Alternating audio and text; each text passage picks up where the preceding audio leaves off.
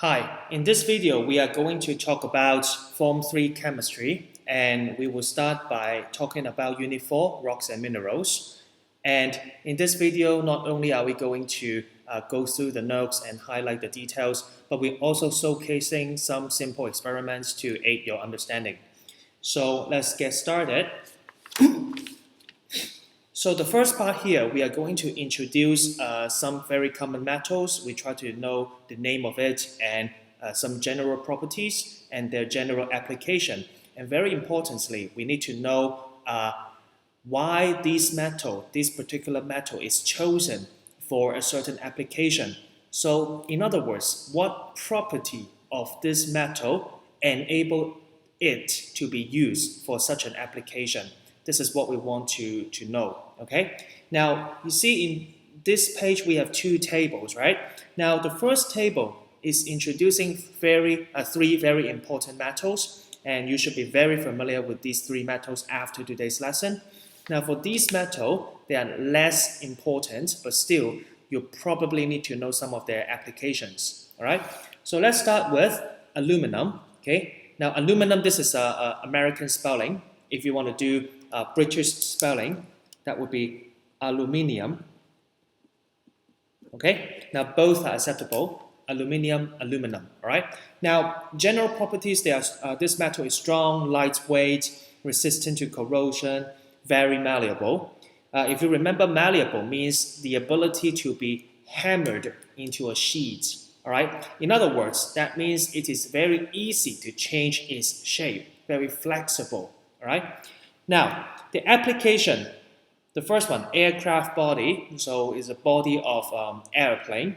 The reason why it is chosen, the reason why this metal is chosen for this aircraft property, body, is because it is light, it is strong, and most importantly, well, corrosion resistant.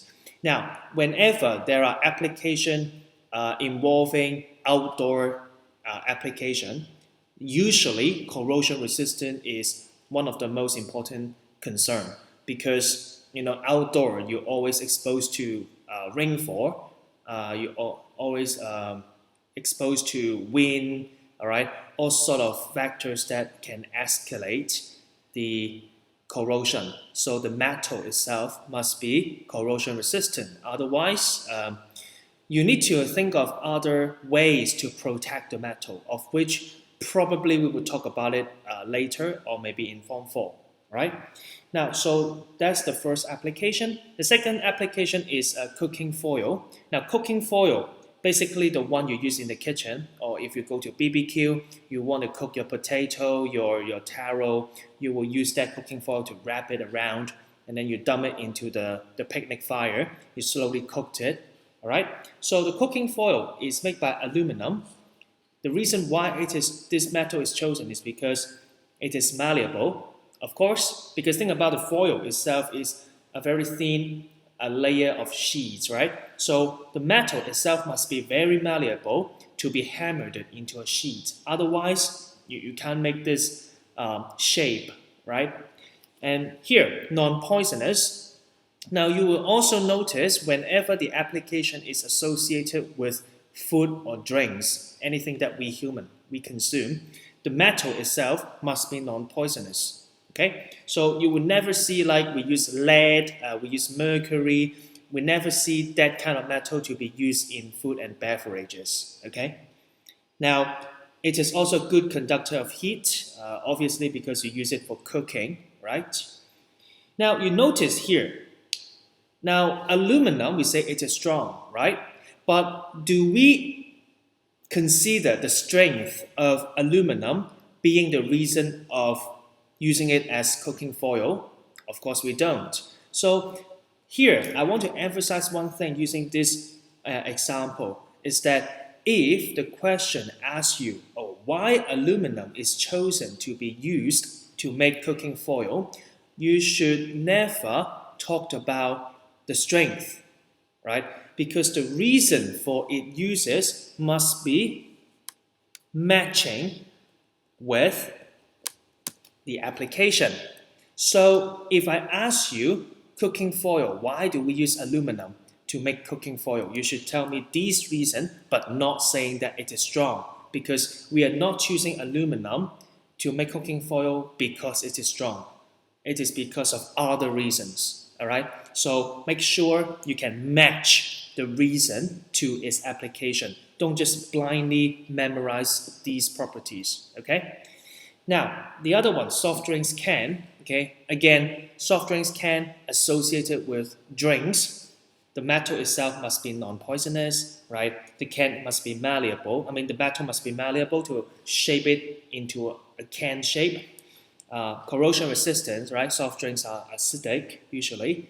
Light, because that allow us to travel. The transportation costs, and also we human, if we have to carry that around, right, from the shopping mall, and it has to be light in weight. Okay. Window frames, of course, corrosion resistance and strong enough so that it does not, bend over the years. Okay, does not bend over the years, hang around at the window, at the outdoor. Okay, copper.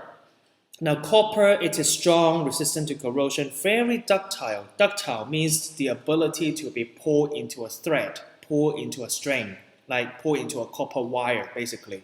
Okay, so good conductor of heat and electricity. So the first application is electrical wire. So basically, all the electrical cables, all the wires at your house, all the appliances, all those cables are made by copper. But of course, we are talking about the metal inside the plastic coat. You don't see the metal hanging around, otherwise it get easily damaged, right? So they are good conductor of electricity, resisting corrosion, and very ductile, especially very ductile. Okay. Now, cooking utensils, basically considering the frying pan, okay, the cooking stove, something like that. Okay. The reason why is, of course, good conductor of heat. Okay. Now, down here, iron. Now, iron, it is not the perfect metal. Some of the property that makes iron quite problematic when it comes to uses. However, iron is a very solid metal. Okay, it's strong, very malleable, and most importantly, cheap. Okay, so the prices of the metal that makes it useful for huge application, for infrastructures, for for any application that requires a lot of metal, then iron would be a good choice because it's cheap. All right, magnetic as well. Now you notice not all the metals are attracted to magnet. Only several metals actually on the periodic table are attracted strongly to a magnet. Iron is one of them. Okay. So you see, the application for infrastructures like building bridges, building high rises, apartment, then or the vehicle's body, like this kind of huge infrastructure requiring a lot of metals, we would choose iron as the metal. Strong, cheap, right? Okay. Now magnet, of course, because it's magnetic or it is highly attracted to a magnet. Okay. So that's the idea. Make sure you need to be very familiar with these metals. Now down here, titanium. Now usually I would say titanium is like an upgraded version of aluminum. So it has like most of the property of aluminum, except it is even better. But of course the price would also become more costly. So usually it is used for a specific application like spacecraft body or some kind of outdoor equipment like those multi-purpose knife, multi-purpose tool. They will also use titanium to make those specific professional tool. Okay.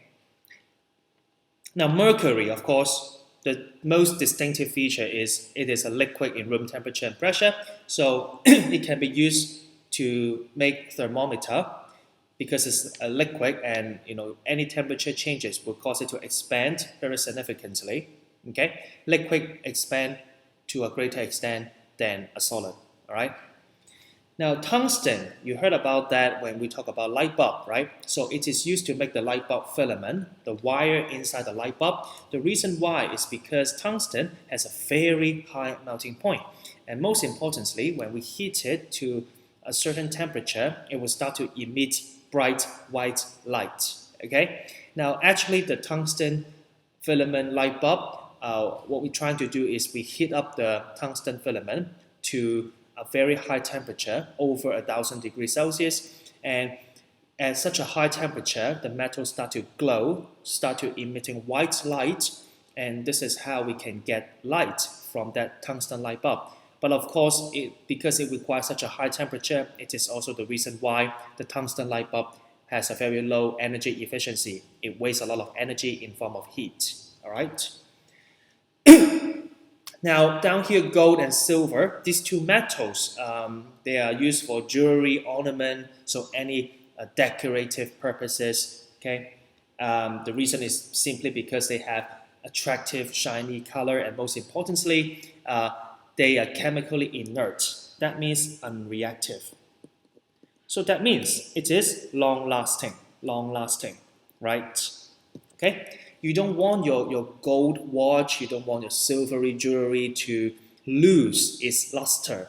I mean, to turn dull, basically turn grayish, unattractive. You don't want any jewelry to to become unattractive, right? You want them to be long lasting. That means they stay shiny like forever. So that means you don't want your metal to react with oxygen, to react with anything. You just want it to stay where it is. Right, how it is. So this is why these two metals is chosen, because they are chemically inert. Okay, so that's the idea. All right, so very boring, but make sure you at least have a look at it by yourself. Now let's look at the other page.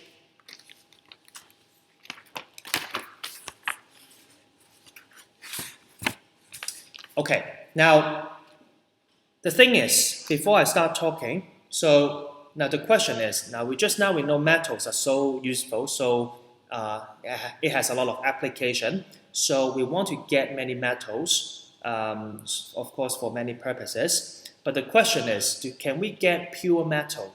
Can we get pure metal from the surrounding? Can we get the pure metal from like the forest? Do you expect to see a pieces of aluminum lying on the floor, a piece of copper just hanging by the tree? We don't expect that. So the question is, where do we get metals? Now, metals are extracted from underground, from the rocks, okay? But even the rocks, they are not actually consisting of pure metals. In fact, the metal, they exist in a form of compound, okay, in the form of a chemical compound instead of the pure elements. And usually they will form metal oxides or metal carbonate, all right? So anyway, they exist as compound. Why do they exist as compound?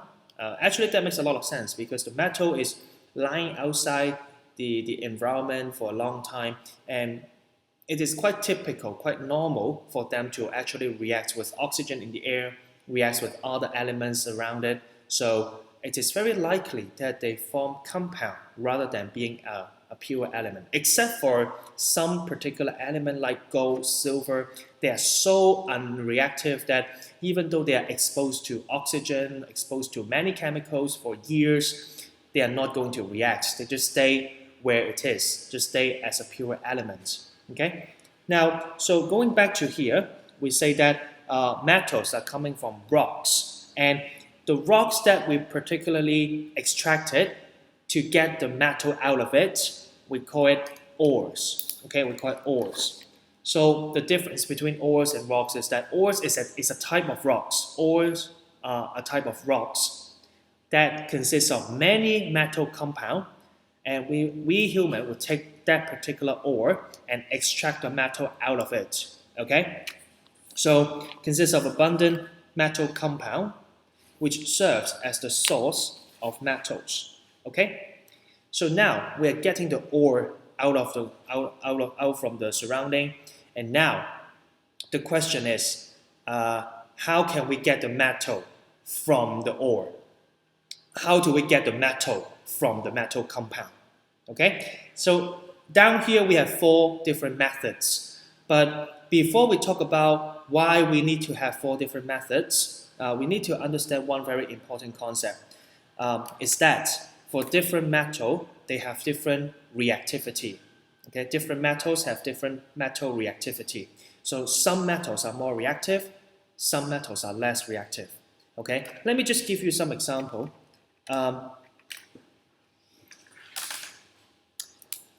Let's just say we have 3 different metals. We have aluminum, okay, and then we have perhaps copper, and lastly we have gold. Okay, so we have 3 different metals, and actually they have different reactivity. So gold is, of course, as you can predict it, must be the least reactive, the most unreactive. And aluminum, on the other hand, is the most reactive one. So we would say that this one is most reactive, okay? And this one is least reactive, okay? So if we try to describe the metal in terms of stability, so how stable are they? If they are very reactive, they tend to be unstable, right? So aluminum is unstable. Now think about it. Stable means it doesn't want to change. So unstable means it wants to change, right? It wants to change. So if something that is reactive, that means it has a high tendency to react. That is, of course, unstable. All right? If something that is unreactive, they don't want to react, they want to stay where it is right now, then obviously it is stable. Okay? That makes a lot of sense. So copper is in between. Okay? Now, think about it. So if we have aluminum, you dump it on the surrounding, you dump it on the ground for years, then it is very likely for this unstable metal to react to form something that is stable. In other words, this aluminum is very likely to react with perhaps oxygen, to react with something else. Okay, so you will expect to see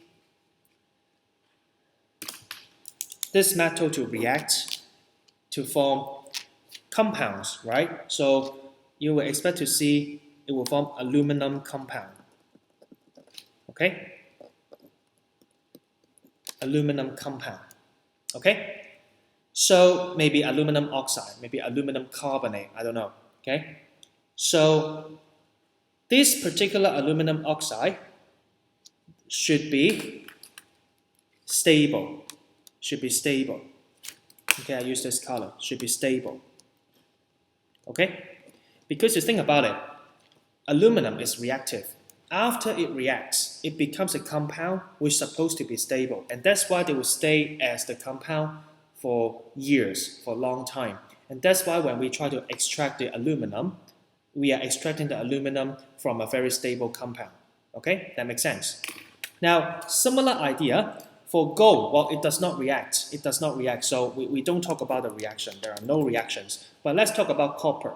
Now, copper, when compared to aluminum, it is more stable, but still it is able to react. You will expect to see copper probably will react to form copper compound. Okay? However, you will expect to see copper compound when compared to aluminum compound, it is less stable. Okay? Because it is coming from a relatively stable copper. So this is relatively stable.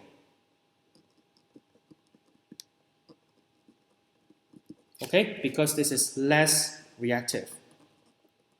Okay, now it's kind of getting confusing. So again, we say that if you look at these 3 metals, we say aluminum is the most reactive, and then copper is less reactive, and gold is the least reactive. So gold is not going to react anyway, so we can try to forget about it. So we can just focus on aluminum and copper. So aluminum is more reactive than copper. So in terms of stability, because aluminum likes to react, we say aluminum is unstable. And on the other hand, copper is relatively stable. So when they react, they form compound. And we will say aluminum compound will be more stable. Copper compound will be less stable. Because unstable thing reacts to make something stable. Less stable thing, when they react, they become less stable. Okay, that makes sense. Now, as we extract the metal, we extract them from the ores, and they exist as compound. So when we dig deep underground, what we are getting is this thing.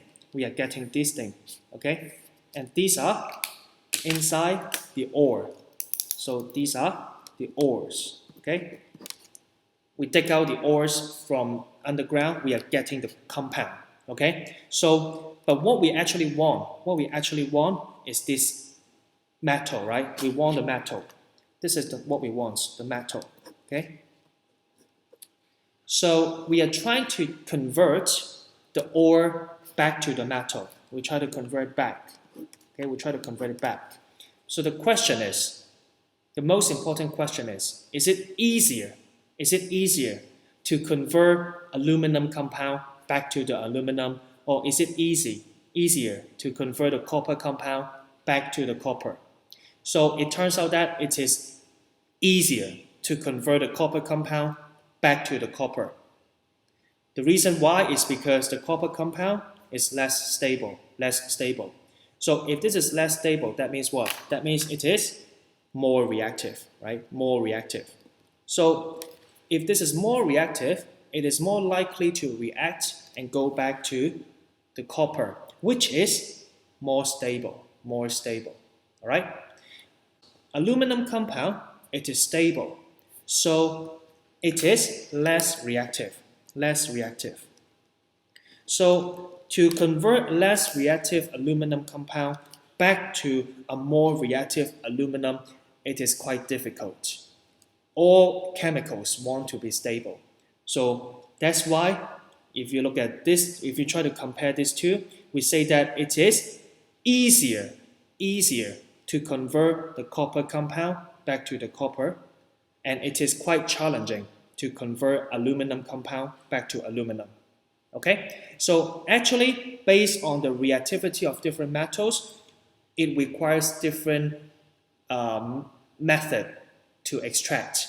If this is a less reactive metal, the compound is less stable, so we can use a relatively mild method. To extract it. But if you want to get aluminum, which is a more reactive metal, from its aluminum compound, which is very stable, then perhaps we need to improvise a more drastic measure. We need to use a more powerful method to extract the metal from it. Okay? So this is the very important concept. If you understand this, then you will understand why we have 1, 2, 3, 4. We have 4 different methods simply because we are dealing with metals with different reactivities. We need to use different methods ranging from mild to powerful method to extract them. Okay, so let's have a look. Here, the first one is the physical method. Now, physical methods are used for extracting very unreactive metal, such as gold, because they exist as free elements. Okay, free elements in the nature. So it doesn't react at all. They are gold. So what we are trying to do is we try to separate the gold from other impurities. So this actually does not involve any chemical reaction. This is not a chemical reaction.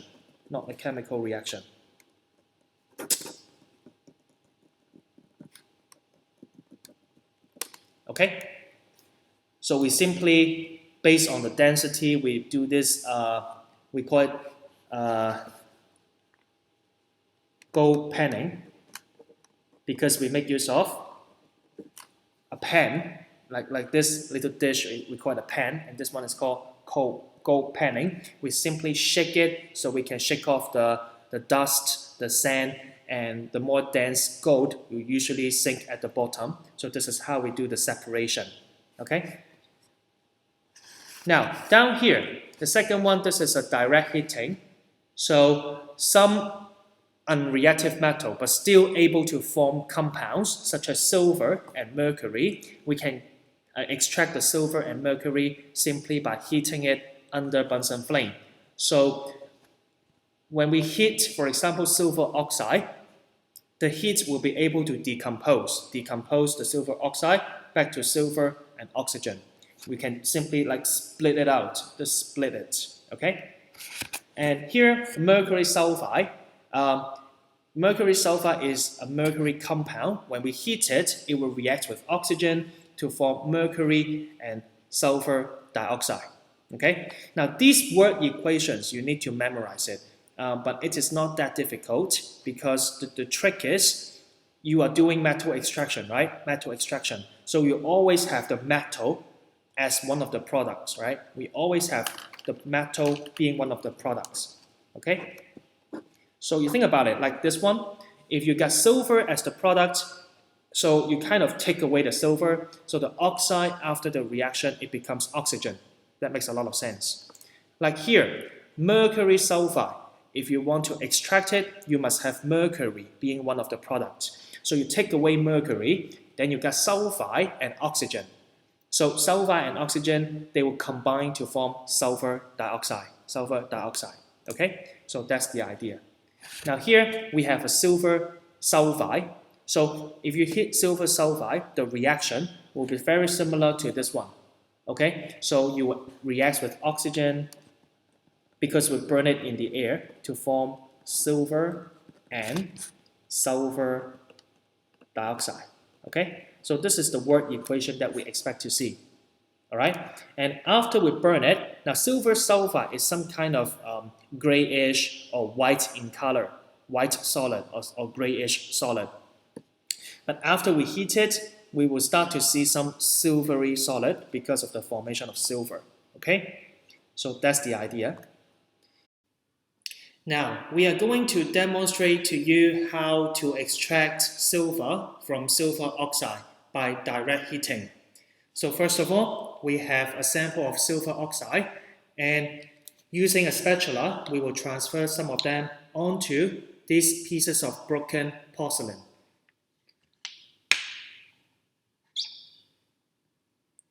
So as you can see, silver oxide exists as a black solid.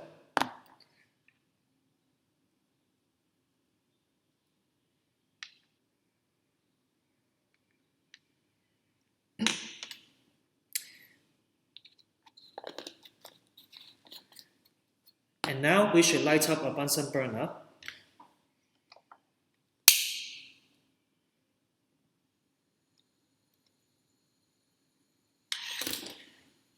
Turn it into a blue roaring flame.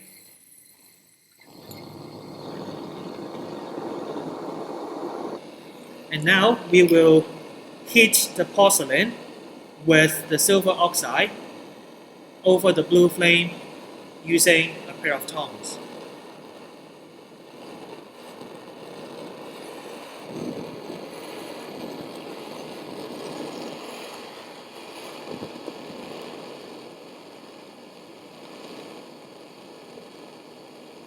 As you can see, as the reaction takes place, there are color change occurs to the black solid. Now it becomes white.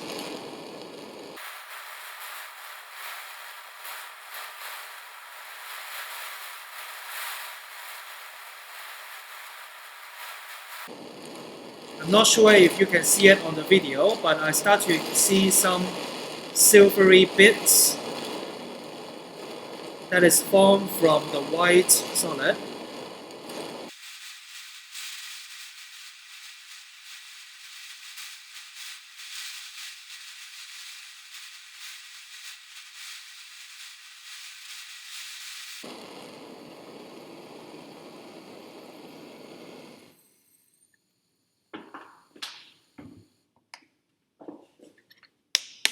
Not sure if you can see it, but there are some silvery bits on it. This is the one we made earlier, and you can see a lot of silvery solid that is formed on the porcelain. Now, the third method is heating with carbon, or another word is called carbon reduction. Okay?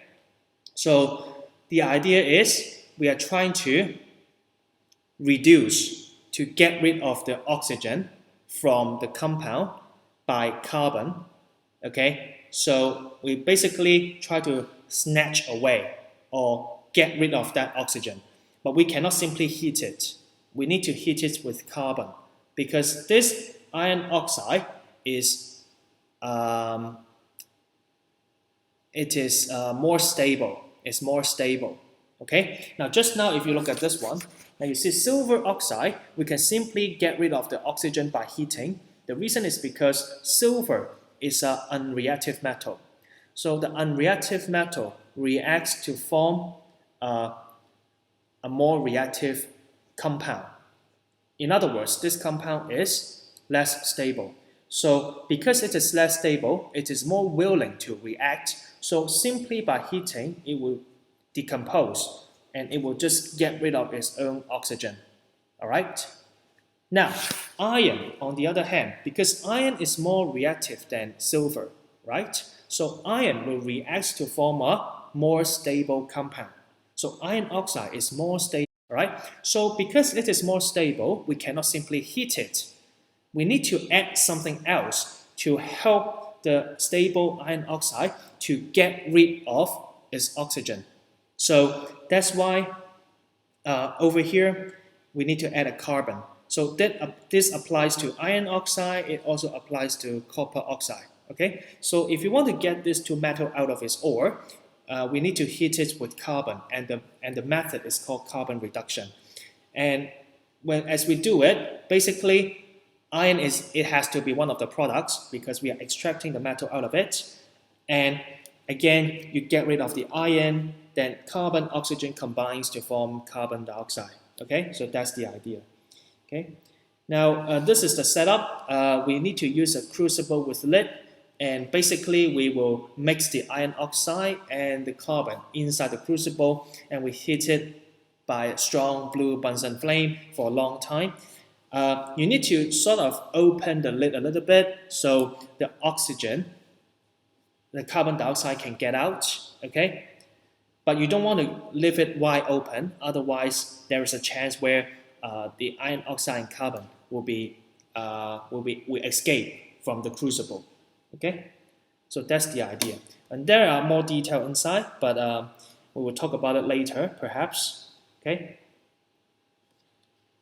and as this reaction proceeds, now iron oxide usually is sort of like brown in color or even black in color. Carbon is also black in color. Carbon dioxide is a gas, it will just go away, it's colorless, we cannot see it. But iron, freshly prepared iron, is silvery. So after the reaction is completed, we were able to see some silvery solid form. Okay, so this is one of the observations. Okay, and the last one, this one, electrolysis. So this word, actually we've seen that before. Electrolysis, we see that when we do electrolysis of seawater, making chlorine, making hydrogen, making sodium hydroxide. Do you remember? Now, electrolysis, again, electro means electricity. Lysis means split. Okay? So we basically make use of electricity to split something. Now, this is the most powerful method, and it is used exclusively to extract very reactive metal, such as magnesium, aluminum. Okay? Now, we say that reactive metal can only be extracted by the electrolysis of molten ore. Molten ores. Okay? Now, of course, we know ores is the rocks that we use to extract the metal out of it, but molten, it basically means melt. Okay? That means in liquid form. The reason why we have to melt the ore is because high temperature, okay, is required to melt the ores because the solid ores do not conduct electricity. Okay, the solid ores, rocks itself, does not conduct electricity. It only conducts electricity when it is molten. Okay, so it does not conduct electricity while molten ore conducts electricity. Okay. Now, so this process, even though it is very powerful, but it is very expensive because we need to spend a lot of money to maintain a high temperature so that the ore keeps molten. So we are talking about at least few hundred degrees Celsius. Plus, we need to apply electricity, and electricity could also be very expensive. So here, very expensive because of the high temperature and also large amount of electricity. Okay. Now this one is a very classic example of electrolysis of molten lead bromide. Okay. So now we are going to watch a video showing you how to carry out electrolysis of molten ores in order to extract a metal. You can split a compound using electricity. The idea is to pass an electric current through it, a process known as electrolysis. A circuit is set up using 2 carbon electrodes, an ammeter, and a power supply. The white powder is lead bromide. Switch on the power supply, and nothing happens. The ammeter reads 0. Solid lead bromide doesn't conduct electricity. It needs to be molten. Lead bromide melts at 370 degrees Celsius.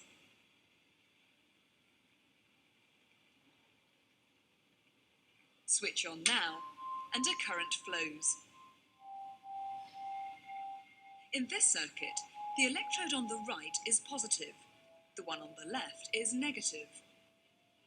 As electricity passes through the molten lead bromide, chemical reactions start. On the left, at the negative electrode, nothing appears to be happening. But at the positive, bubbles mean a gas is being produced.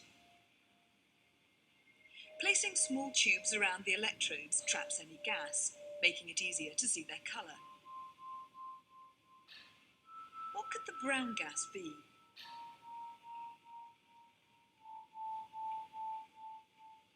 The gas is bromine.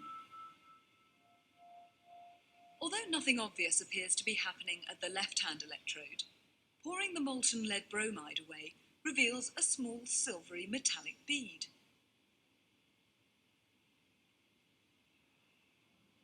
This is pure lead.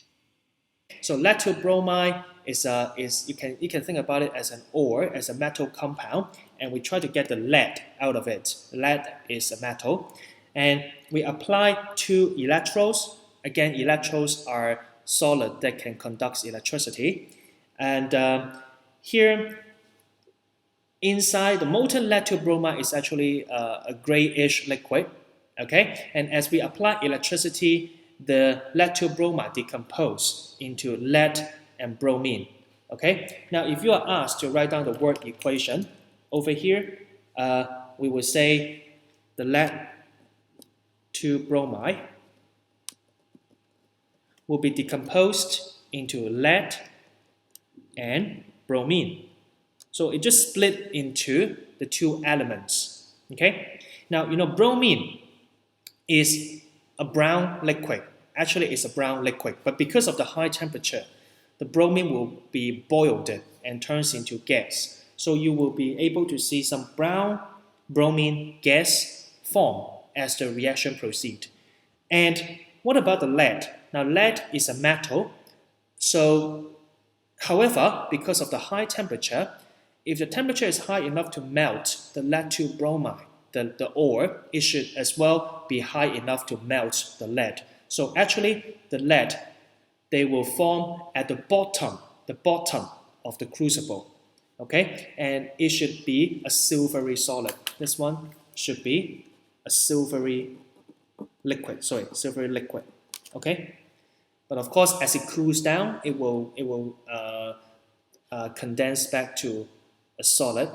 It will freeze back to solid. Okay. So anyway, you will be able to see some silvery solid or liquid at the bottom of the crucible after the reaction is completed. Okay. All right. Now, so these are the 4 different extraction methods. Of course, the more reactive the metal is, we will use a more powerful method. So electrolysis is the most powerful method, and you will expect to see the more powerful method can be used to extract a less reactive metal. So that means electrolysis is able to extract iron from iron oxide. Of course, electrolysis can be used to extract sulfur from sulfur oxide. Or you can also expect to see carbon reduction. So this method can also be used to extract sulfur from the sulfur oxide.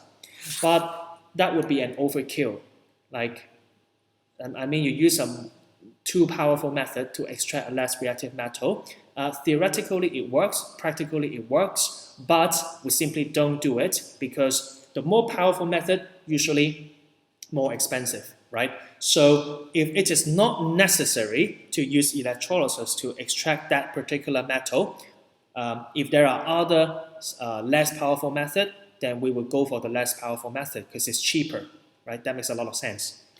So here, like I said, more powerful method can be used to extract the less reactive metal. For example, electrolysis can be used to extract iron, but it is not performed in industry because of the high cost. Okay, so that makes a lot of sense. So these are the extraction method. Okay, and I will stop the video here right now, and we will resume next time with the calcium cycle. Okay, so see you guys later. Bye bye.